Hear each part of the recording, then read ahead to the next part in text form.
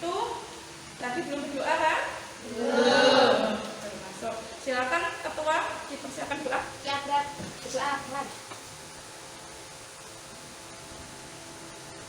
Doa selesai. Sebelum lanjutkan materi, saya mau ngabsen dulu yang hari ini masuk.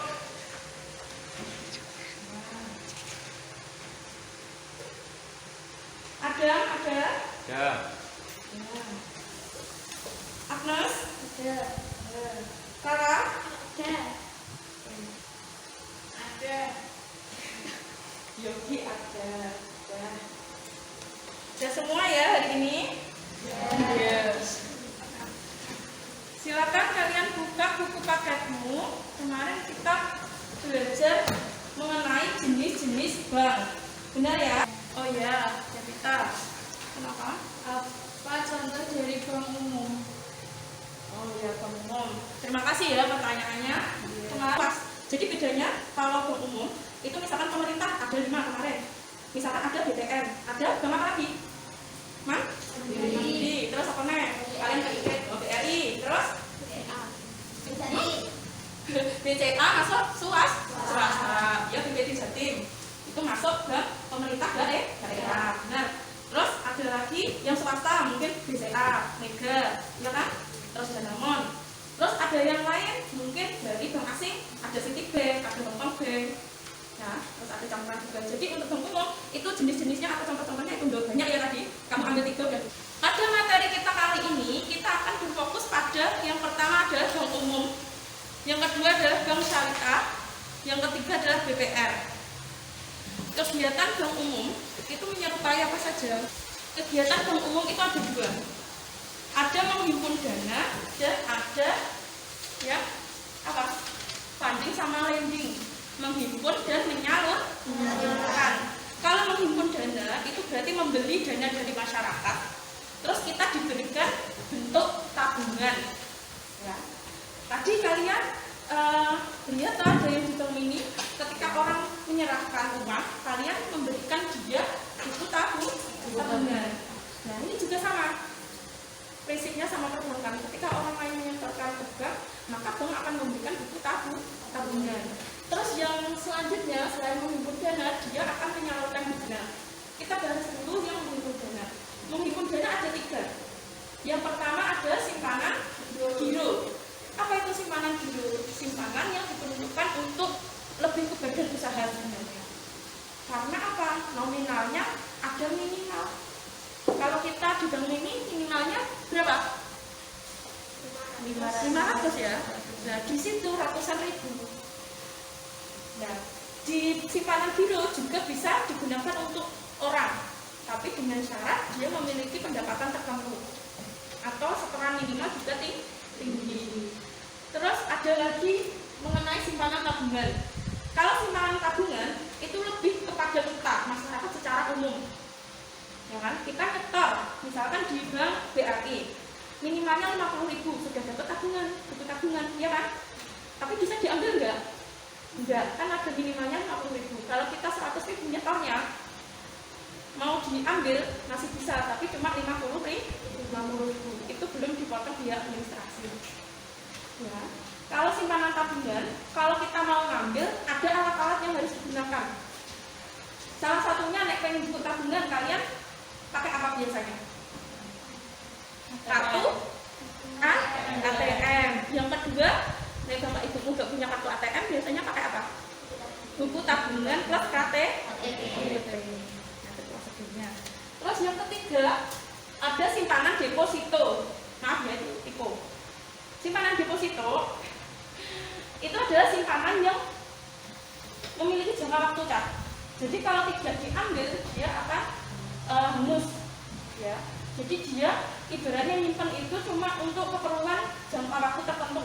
Misalkan ada 1 bulan, ada 3 bulan, ada 6 bulan, ada 12 bulan. Nanti cuma jangka waktunya setahun. Paham ya? Lanjut. Yang kedua, menyalurkan dana. Ada kredit investasi, ya. Berarti menyalurkan dana ini berarti kita sebagai masyarakat meminjam. Untuk keperluan apa? Ada keperluan 6 ini. 1. Kredit investasi. Mungkin berarti pengen usaha laundry misalkan. Saya butuh alat, saya butuh bangunan. Alatnya apa? Nek, apa? Kalau mesin cuci, kalau laundry berarti mesin cuci. Terus mungkin ada lagi, mungkin kendaraannya butuh transportasi, butuh bangunan. Itu saya ditujukan untuk kredit investasi. Jadi kalau kita mau ke bank, kita ditanya untuk keperluan apa? Untuk keperluan investasi usaha. Gimana kalau kita salah memberikan pernyataan? Ya bank tidak akan memberikan, kan gak jelas urusanmu apa meminjam, iya kan? Kalau kalian kepada teman-temanmu, ya, kalian ditanyai uang pasti kan ditanya untuk keperluan apa, iya kan? Ya. Kayak itu sama dengan bank. Terus kredit modal kerja. Kalau kredit modal kerja berarti urusannya dengan barang-barang untuk melakukan produktivitas atau melakukan usaha. Misalkan kayak tadi saya laundry kan, apa yang saya perlukan? Mungkin sabun, mungkin pewangi, mungkin hal-hal yang lain seperti setrika. Itu kan bukan alat yang sifatnya mahal, tapi dia perlengkapan untuk menunjang produktivitas. Tahu ya bedanya investasi sama modal kerja lebih tinggi yang mana? Kita yang gitu. Nominalnya lebih besar yang mana? Investasi atau modal kerja? Investasi. Terus ada kredit perdagangan, berarti untuk usaha perdagangan, memperlancar, mengembangkan. Misalkan dia punya laundry, ternyata laundrynya kurang menarik, mungkin dikasih spanduk, mungkin dikasih baliho, mungkin dikasih gazebo untuk tempat orang yang menunggu, ya kan? Itu kan memperbesar atau mengembangkan usaha agar lebih menarik, agar lebih banyak konsumen. Terus yang keempat ada kredit produktif. Kalau produktif ini adalah gabungan dari ketiga itu. Jadi orang kalau mau mulai usaha itu boleh langsung kredit produktif. Berarti nilainya itu sangat besar. Ya, karena gabungan dari investasi, modal kerja dan perdagangan. Terus yang kelima ada kredit konsumtif. Kalau kredit konsumtif ya seperti misalkan saya keperluannya untuk beli HP misalkan, saya pinjem di bank untuk sandang pangan per orang. Kamu butuh apa? Untuk beli seragam, pinjem di bank, iya kan? Nah, terus yang terakhir ada kredit profesi. Ini untuk orang-orang dengan profesi tertentu. Jadi ditujukan untuk profesi tertentu. Kayak tadi di bank ini dia hanya diperbolehkan gurunya saja. Karena yang memiliki profesi di sini adalah guru, ya kan? Nah, profesi yang lain apa contohnya? Dosen, terus guru, pengacara, gawe dinas banyak, terus ya intinya orang-orang seperti itu, dokter, ya kan, ahli gigi dan lain-lain. Oke. Bank kedua yaitu bank pengkreditan rakyat. Kegiatannya apa saja? Kita belajar dulu. Apa sih fungsi BPR dibanding dengan fungsi bank umum? Kalau BPR itu lebih ke pelayanan dalam skala kecil, masyarakat pedesaan. Jadi yang pertama nih, pelayanan untuk masyarakat yang akses ke bank umum sulit. Mungkin daerah yang di belakang waduk untuk ke bank BRI, bank BNI, bank Jatim agak sulit kan? Ada melewati jembatan dan lain-lain. Makanya mungkin di sana ada BPR. Kayak di sini mungkin ada Pola Tama, ada Bank Arta Kencana. Pernah dengar toh? Bank Amanah. Itu adalah salah dari 3 BPR. Banyak contohnya nanti ada Dana Mas. Terus yang kedua, jadi adanya BPR itu untuk membangun sektor pedesaan. Karena apa?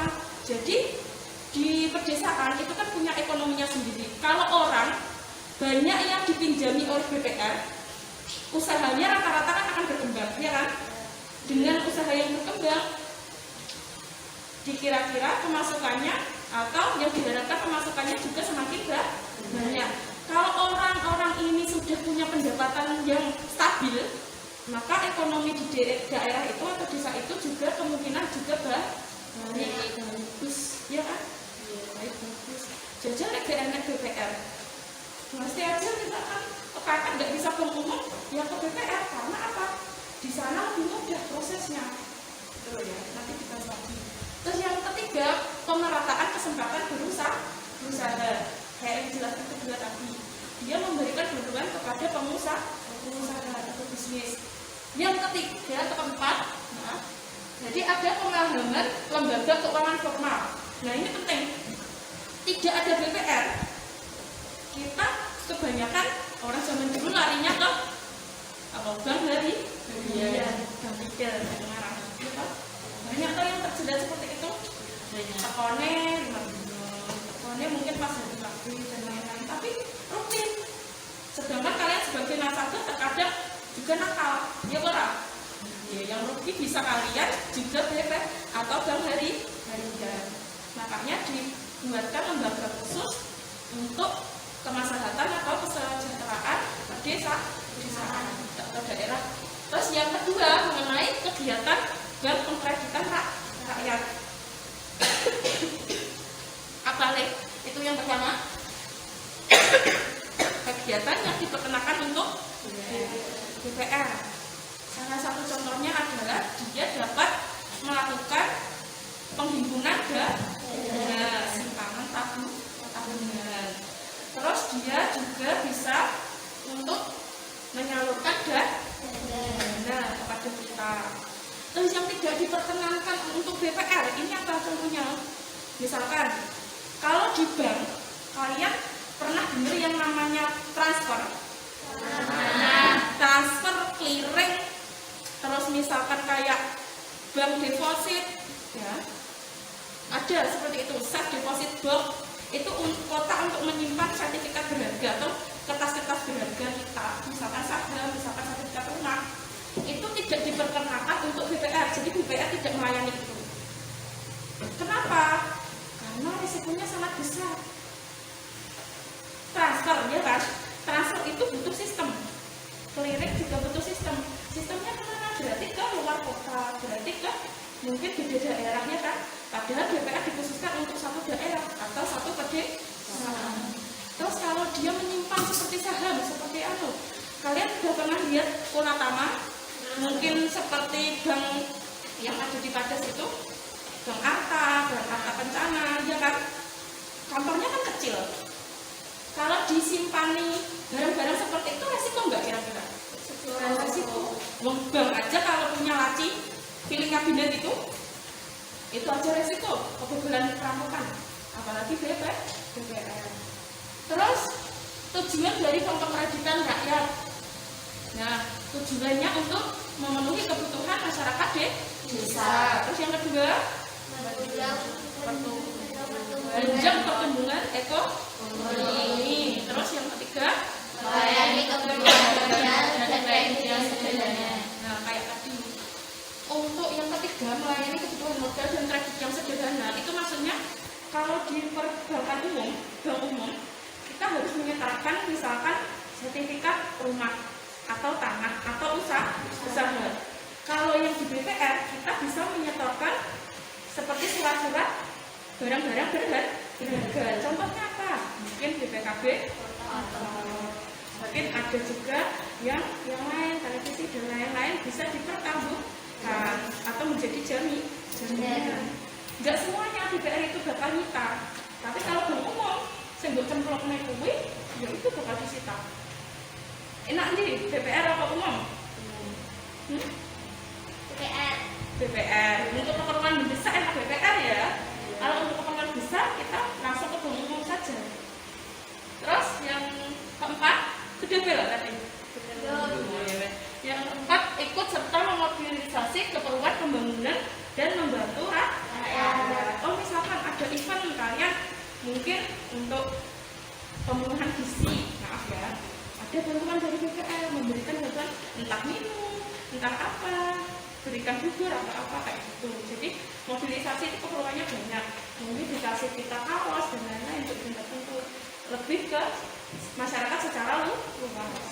Jadi bukan pribadi. Untuk fasilitas secara umum itu juga pernah tapi jarang, masih jarang. Oke, lanjut. Nah, ini kita lanjutkan minggu depan aja ya, soalnya waktunya sudah hampir habis.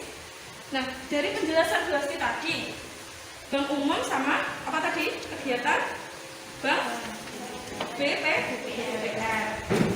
Adakah yang mau bertanya mengenai materi Gusti tadi?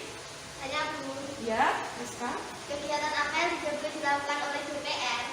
Oh, ya tadi sudah Gusti jelaskan ya. Salah satunya adalah lalu lintas pembayaran yang terdiri dari misalkan ada transfer, ada letter of credit atau mungkin lebih ke ekspor impor, ya.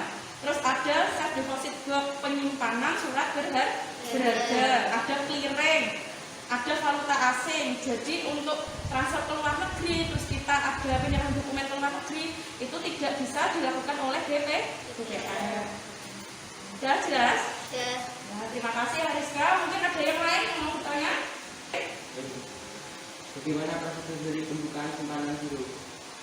Oh ya, simpanan giro. Berarti masuk ke menghimpun dana ya Cak, dari tiga tadi. Simpanan, tabungan, giro, dan deposito. Kalau giro, tadi kan dikhususkan untuk pengusaha.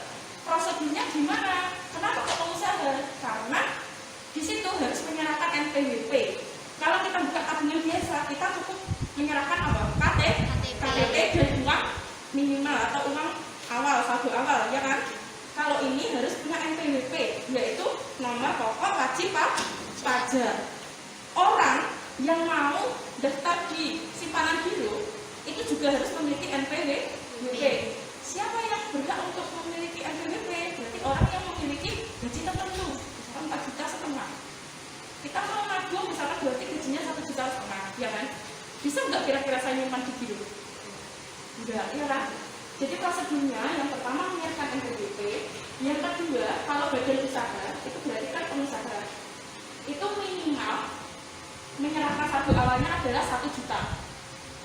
Terus misalkan diambil saldo yang harus tersimpan adalah 500.000. Ini kalau yang awalnya 1 juta. Terus yang kalau saya misalkan gajiku 5 juta, itu menyimpan simpanan dulu. Bisa kan saya? Saya minimal menyetorkan awal itu 500.000. Terus uang yang harus disimpan di situ yang tidak boleh diambil adalah 250.000 maupun sekarang ini sekarang. Terus dokumen apa lagi yang lain? Misalkan tidak punya KTP boleh pakai SIM. Jadi sama, cuma nominalnya lebih tinggi dan harus punya NPWP. Paham ya bedanya tabungan sama ini? Oke, terima kasih. Udah ya, nggak ada yang bertanya? Waktunya sudah hampir habis. Nah, berhubung kita itu belajar mengenai perbankan, ya, kita harusnya praktek di bank ini. Berarti punya program. Jadi untuk kalian, angka 1, angka 2, angka 3, karena kalian sekelas itu ada 17 orang, ya Pak? Ya. Nah, 17 orang ini nanti akan saya bagi per kelompok.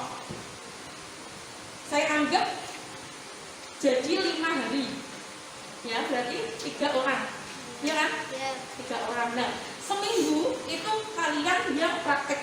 Nah, seminggu depan nanti mungkin genap yang kalian genap ya. Ya. Nah, minggu depan berarti ganjil. Sebelum praktek, berarti akan membagi kalian absen misalkan absen 1, 3, 5 dan 7. Berarti di hari Senin. Nanti prakteknya di ini. Nah, apa yang harus kita kerjakan nanti? Langsung nanti per kelompok akan saya berikan arahan ke bank ini. Bisa ya? Jadi nggak mau bahas di sini karena tidak ada kertas dokumennya. Nah, kita coba belajar menghitung uang karena siapa tahu kita akan menerima uang banyak. Siap ya? Siap. Jadi ini mesin penghitung uangnya Cak, ya. Nanti kalian kalau mau praktek di sini saya ajarkan uang, tapi yang lain tolong perhatikan. Nah, di sini namanya alat elektronik itu pasti ada tombol on off-nya. Di belakang ada tombol merah. Kalau tanda garis 1 ini berarti nyala. Nanti sensornya akan nyala. Oke. Nah, sensornya udah nyala, di sini udah nyala, di sini udah nyala. Kamu lihat sini itu, nyala nyala nol. Nah, mesin penghitung uang ini ada kelemahannya aja, dia cuma 20.000, 10.000 sama 50 dan 100. Intinya 10, 20, 50 dan 100. 5.000 tidak bisa.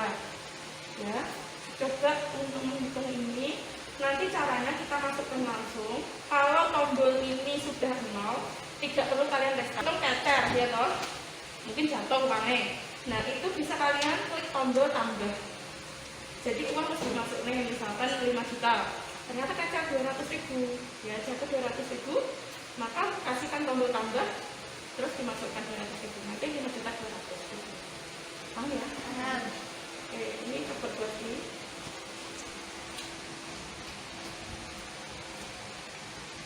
Kaget ya, pasti kaget.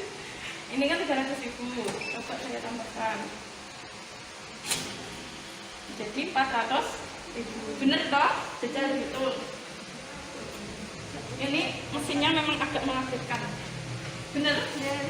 Ini adalah 4, ini kan 400.000. Di sini tercantum pijis itu adalah lembarannya, jumlah lembaran. Sedangkan amount itu adalah total 400.000. Benar katanya Rista. Dan silakan coba kalian masukkan. Caranya masukkan, kita harus sesuaikan. Kalau di sini angka, ya di sini angka. Kalau di sini misalkan angkanya di bawah, ya berarti bawahnya juga harus disamakan. Kira bakal dipakai saya.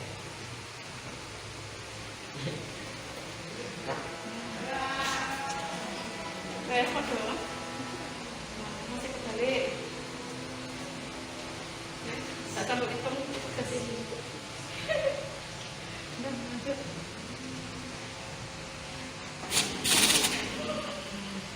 Nah, silakan kamu tambahin. Balik. Terus berikutnya.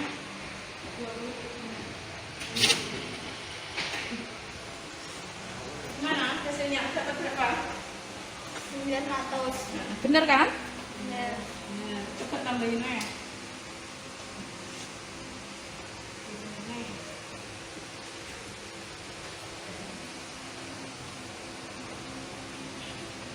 Udah, ya. 950. Udah ya, bisa ngitung ya? Bisa. Nah, terima kasih.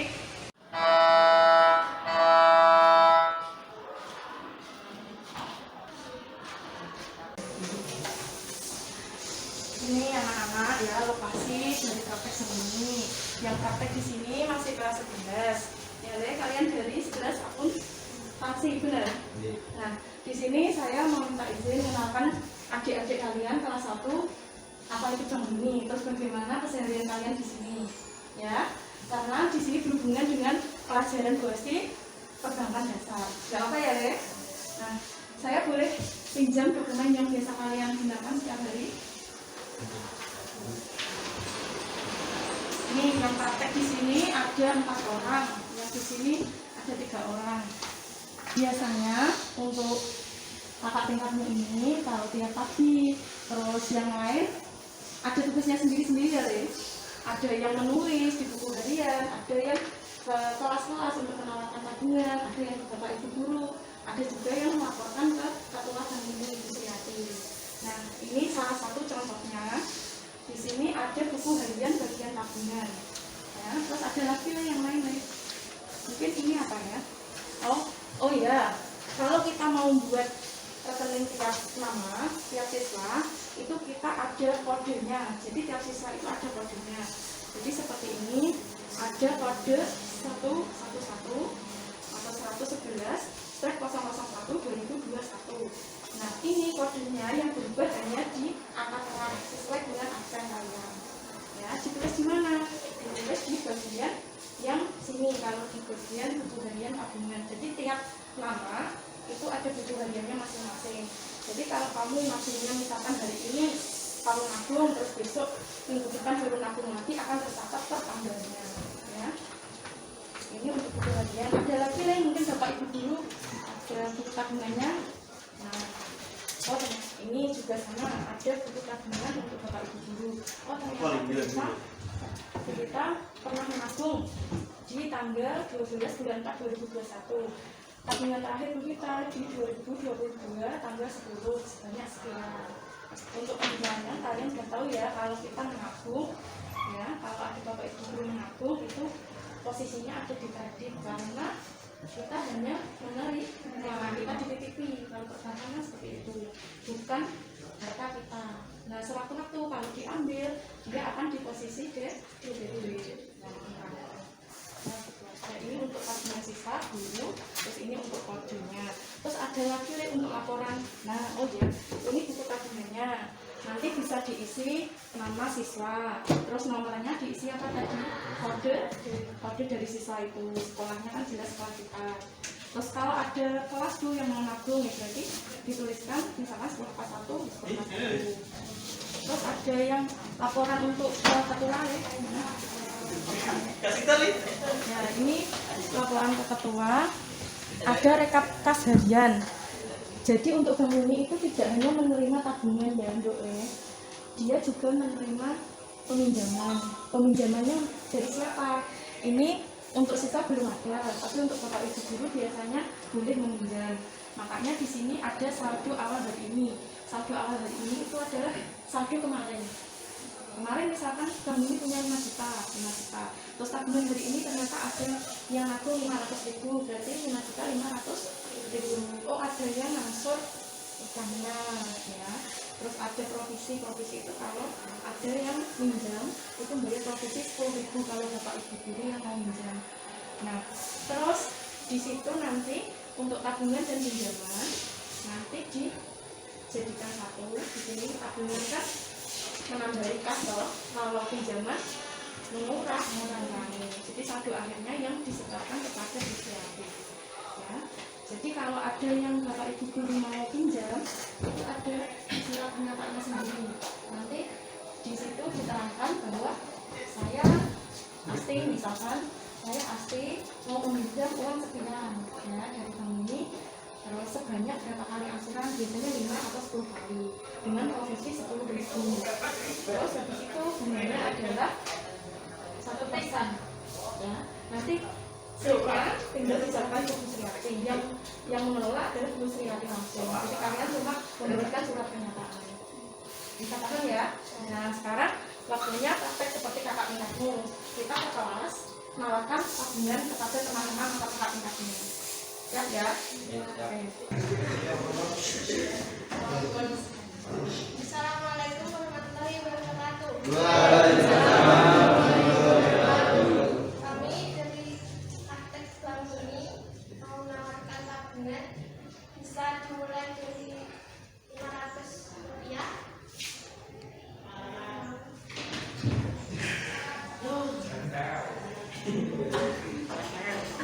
Gimana?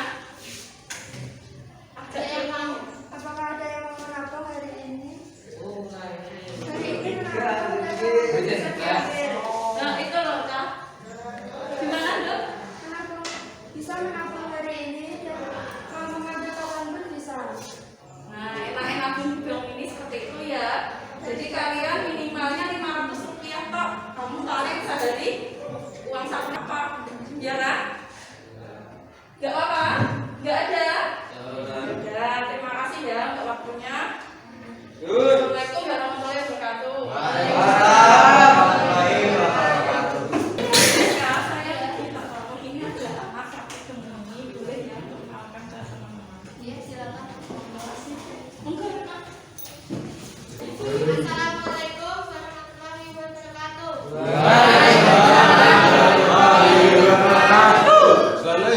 Dari praktek perbankan ingin menawarkan tabungan bisa dimulai dari Rp500 sampai sebunganya kalian. Ada yang mau nabung? Jika kalian berat bisa diambil sewaktu-waktu dan jika kalian membutuhkan bisa diambil. Aduh berat.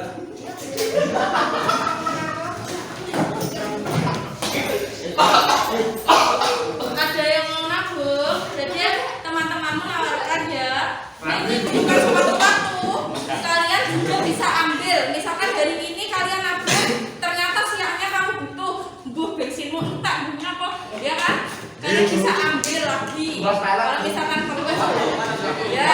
Terus kalau kalian punya tabungan, misalkan pengen piknik, pengen nanti acara di kelas, kayak nanti kelas meeting, mungkin acara yang lain, bisa kalian ambil dari bank ini. Atau mungkin tabungan per kelas, boleh silakan dikoordinasikan dengan wali kelas. Wali kelasnya siapa?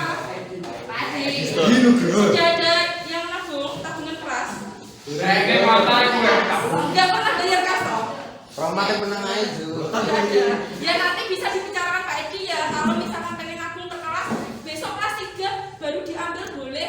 Misalnya kelas 1 baru dapat 100.000, kelas 2 karena kalian PSD nggak nabung nggak apa-apa, kelas 3 karena udah dewasa, terus pintar boleh duit, waduh nabung. Baik. Terus nanti bisa untuk piknik bareng-bareng, orang enak toh.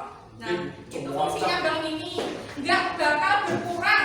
Misalkan kalian nabung ini, misalkan dapatnya 10.000, besok kelas 3 kamu ambil, ya tetap 10.000. 20. Ya nggak ada jasa. Dan ada yang mau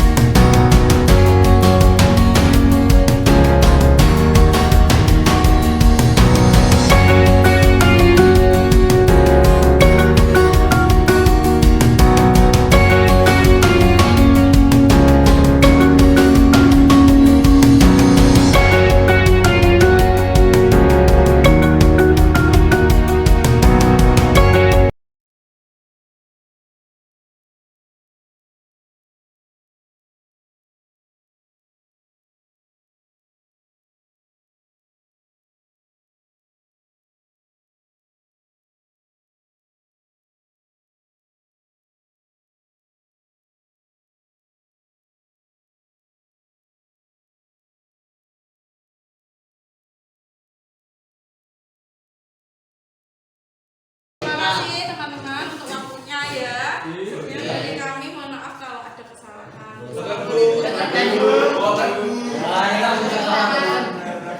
Ini menyetorkan tabungan kas harian pada hari Kamis tanggal 13 Januari 2022. Ya. Saldo kemarin sebesar 5.600.000 Ya. dan hari ini hari Kamis mendapatkan tabungan sebesar 350. Ya. Jadi total semuanya 5.950.000. Ya, saya terima ya laporannya untuk hari ini. Gitu. Terima kasih ya. Gitu. Siap. Alhamdulillah. Terima kasih untuk hari ini. Silakan kalian siap-siap